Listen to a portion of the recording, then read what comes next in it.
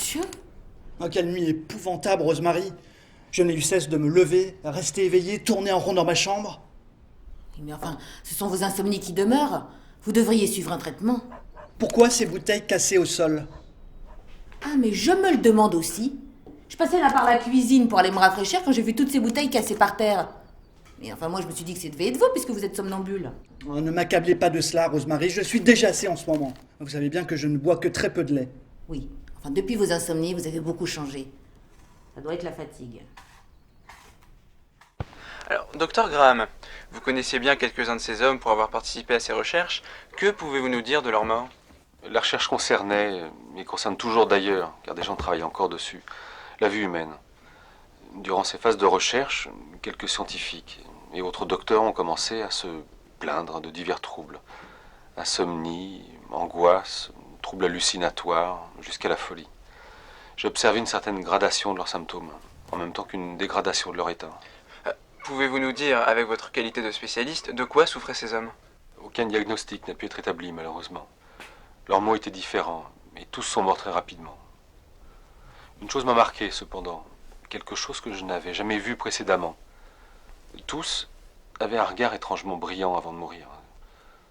Tous semblaient fuir quelque chose. Eh bien, merci docteur pour ce témoignage. Nous allons maintenant répondre aux questions.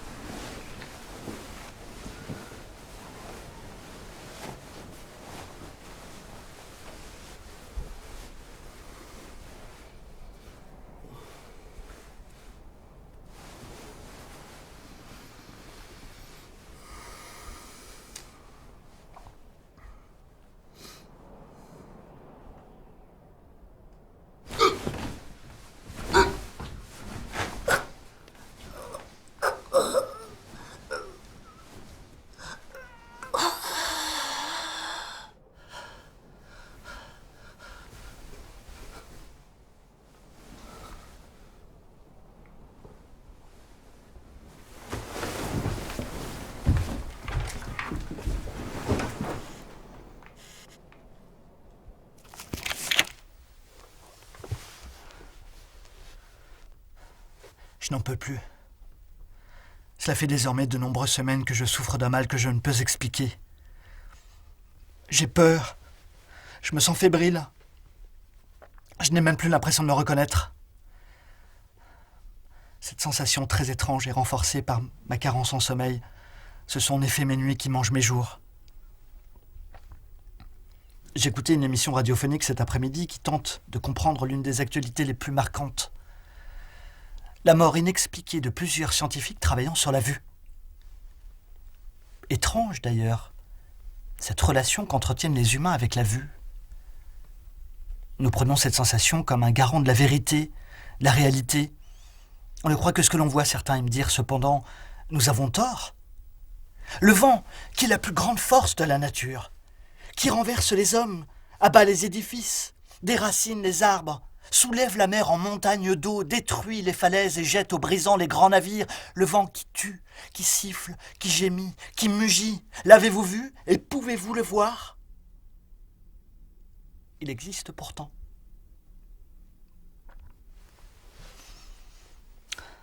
J'entends encore mes domestiques se plaindre. Chaque nuit, plusieurs litres de lait disparaissent de façon inexpliquée. Ce n'est ni l'œuvre de mes domestiques, ni la mienne. Personne ne comprend ce phénomène. Personne ne voit ce qu'il se passe. Et pourtant, tout cela est bien réel. La seule explication possible est la présence d'un être. Un être mystérieux, une chose invisible à nos yeux, et qui pourtant hante cette demeure et mes pensées depuis des jours.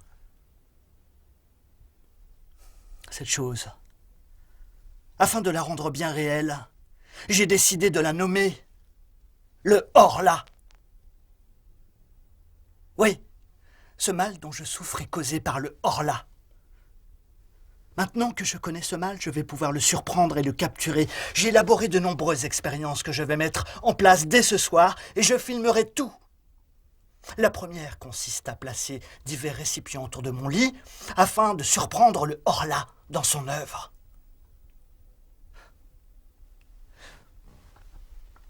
Je pense que je ne vais pas tenir très longtemps dans cet état.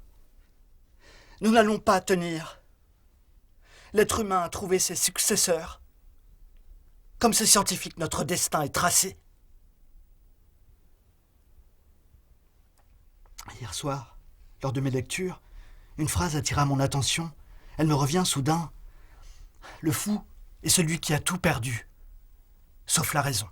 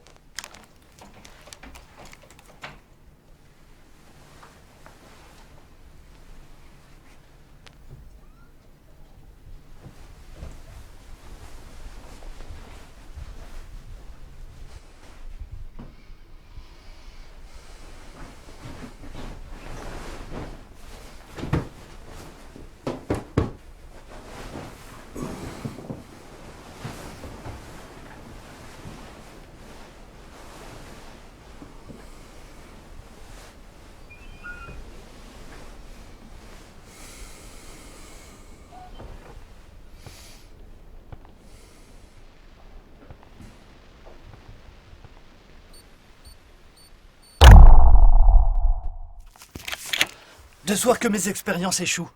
Et pourtant, je le sens bien, le Horla est toujours là. Mes premières expériences n'ont cependant pas été totalement vaines. Elles m'ont permis de remarquer que le Horla ne mangeait pas de solide et ne consommait pas d'alcool. Je vais poursuivre ma seconde expérience.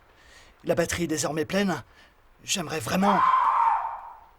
J'aimerais vraiment réussir, hein.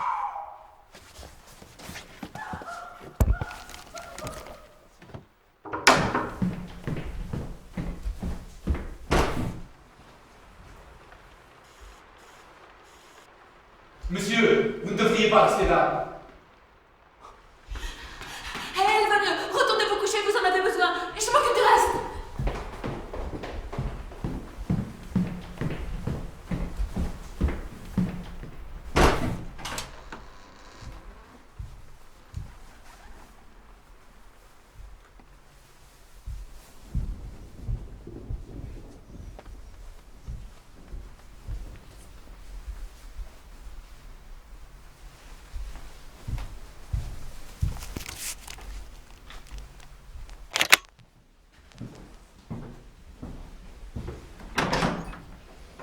Ah, Roger, vous tombez bien.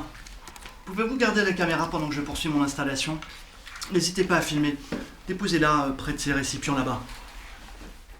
Je suis ravi, Roger, que vous assistiez à mon installation. Je suis dans le cadre? Oui, monsieur.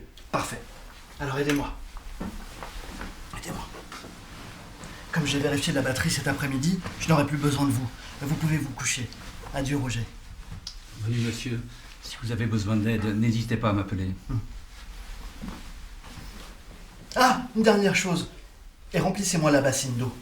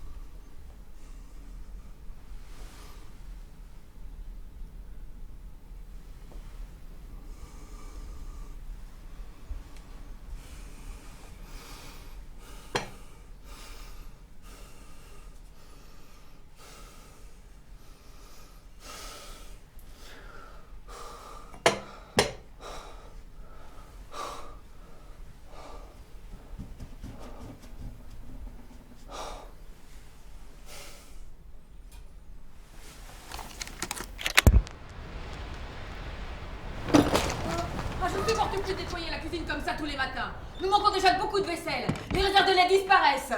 Oh, puis alors je sais, Roger, que vous n'êtes pas innocent dans toutes ces disparitions, hein. Comment pouvez-vous m'accuser de la sorte? Je ne sors jamais de ma chambre sauf pour accompagner monsieur. Cependant, j'ai eu plusieurs fois écho de vos promenades nocturnes, Rose. Vous passeriez plusieurs fois par la cuisine. Pour y faire quoi? Ah, mais je refuse de me faire agresser de la sorte. En revanche, je tenais à vous informer que...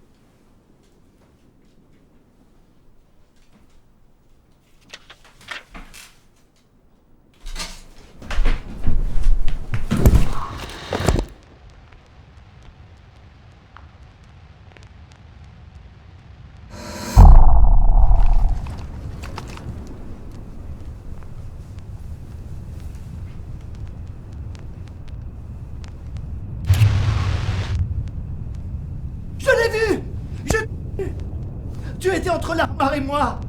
Je vais t'avoir. Je vais t'avoir.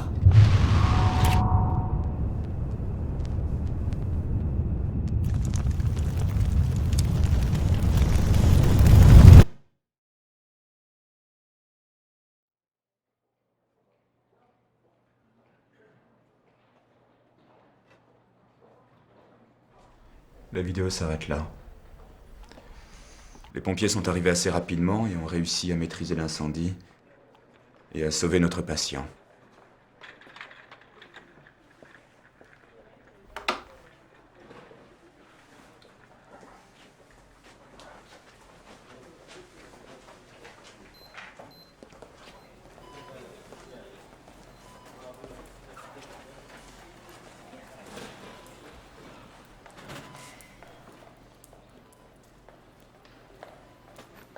Avant cet épisode, il avait tenté à plusieurs reprises de se donner la mort, pensant par là que c'était le seul moyen de ne plus souffrir. Cette fois-ci, c'est en mettant le feu à sa propre demeure qu'il a voulu se débarrasser du Horla. Et qu'est-il advenu des domestiques? Morts, pour la plupart, dans l'incendie, par asphyxie ou immolation. Seul le valet est sorti vivant de la maison, mais il a succombé à ses blessures quelques heures après à l'hôpital. Les pompiers ont fait état d'un très violent incendie.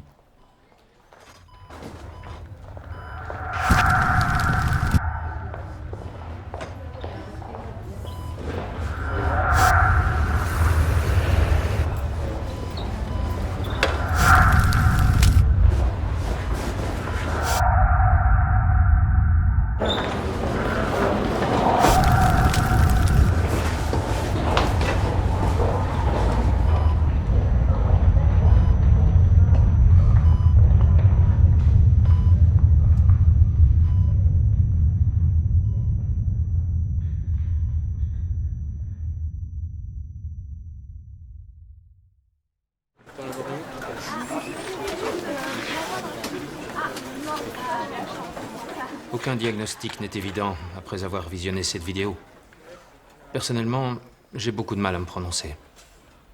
Nous manquons d'éléments. Mais peut-être disposez-vous de plus d'informations que nous, docteur. J'ai visionné cette vidéo des dizaines de fois, sans parvenir à la moindre conclusion.